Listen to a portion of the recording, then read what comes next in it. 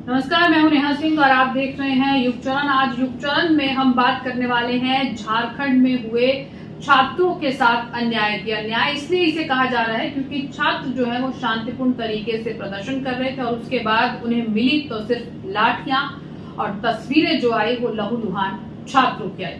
ये पूरा मामला जेपीएससी और जेएसएससी एग्जाम को लेकर है, जहां पर बच्चों की मांग है कि एग्जाम्स में पारदर्शिता लाई जाए और जो पेंडिंग भर्तियां हैं, जो काफी समय से भर्तियां पेंडिंग हैं, उन्हें जल्द से जल्द किया जाए। इन्हीं मांगों को लेकर छात्र जो है वो शांतिपूर्ण तरीके से प्रदर्शन कर रहे थे और इस बीच बच्चों पर जो है लाठियां भांजी जाती हैं। इस पूरे प्रदर्शन का या कहें कि इस विरोध का चेहरा बन चुके महतो को भी सड़कों पर दौड़ा दौड़ा कर पीटा जाता है और इतना उन्हें पीटा जाता है कि उनकी तबीयत इस कदर खराब हो जाती है कि आखिरकार उन्हें अस्पताल में भर्ती होना पड़ता है।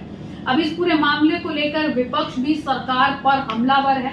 देखना यह है कि क्या जो दिल्ली में बच्चों के साथ हुआ झारखंड में भी वही होता है, तो क्या इस बार देश इकट्ठा होता है या नहीं। जैसे दिल्ली के बच्चों के लिए पूरा देश इकट्ठा हो गया था, सेलिब्रिटीज से लेकर आम लोग इकट्ठे हो गए थे, क्या झारखंड में भी ऐसा होता है या झारखंड की एक बार फिर से अनदेखी होगी।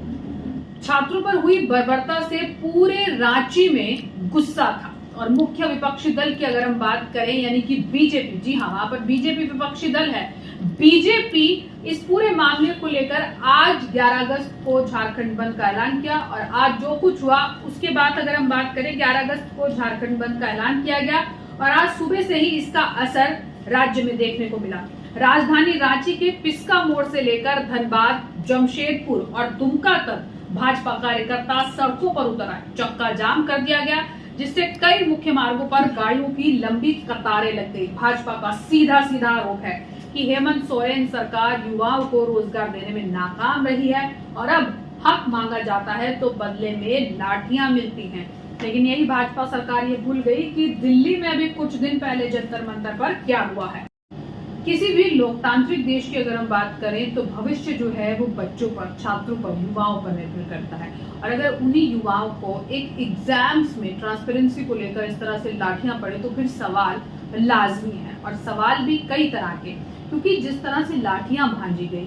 अब अगर इसी सत्ता पक्ष की बात करें, इन्हीं के जो कुछ सहयोगी दल थे वो मिलकर दिल्ली में विरोध प्रदर्शन कर रहे थे जो बच्चों के साथ हुआ और फिर वही अब यहाँ पर हो रहा है। तो क्या ये सिर्फ सत्ता की बात है कि अगर आप सत्ता में हैं तो आप नहीं देखेंगे बच्चों के बारे में या किसी के भी हक की बात नहीं करेंगे, लेकिन अगर आप विपक्ष में हैं तो वहां पर आप सबके हक आपको याद आ जाएंगे, क्योंकि दिल्ली में बीजेपी की सरकार थी, वहां बच्चों के साथ क्या हुआ। अब यहाँ बीजेपी विपक्षी दल है तो अब यहाँ बीजेपी बच्चों की सम्मान की बात कर रही है और यही वाइसा वर्षा दूसरी पार्टियों के साथ भी है।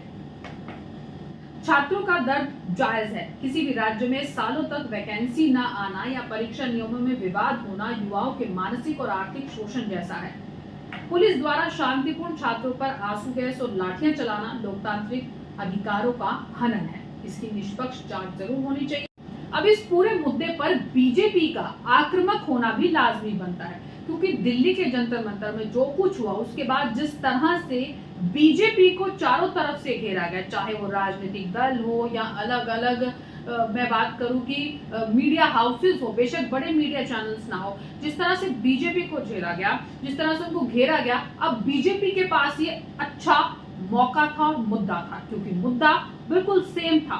अब बीजेपी कहां चूकने वाली थी, बीजेपी ने वही किया। बीजेपी ने बिल्कुल आक्रामक तेवर दिखाए और आज झारखंड बंद का ऐलान कर दिया और उसके बाद झारखंड की सड़कों पर जो कुछ हुआ वो सब ने देखा।